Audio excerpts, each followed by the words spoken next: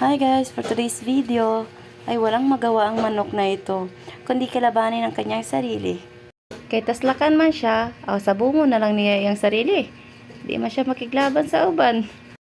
Kanya sa sobra niya kabuang, ang among baso na nakapatong tira, iyan ang natagak, di nabuak. Sa tinuod lang, nahurot na gid ang mga baso dirian, nagpalit na madugpig bag-o. Tungod anang mga manok ng mga pirting sipata. Unya, mao na, dali lang ang transition. Chap dayon. O, kana. Dali lang himulbol. Kay paunsa.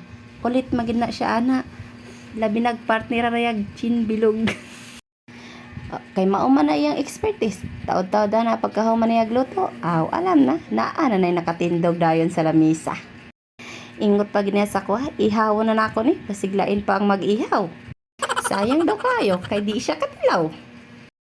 Tara na, balik na siya ginaluto. Nagigisa-gisa na niya. Unya kara, pagkahuman niya gisa-gisa, bukal dayon. Unya kara, after 1 month niya bukal-bukal, iyan ang gilunod ang kapayas.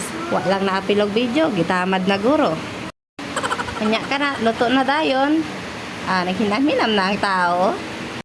Unya kay luto naman na. Kutob nga ra, dalang akong video. Bye!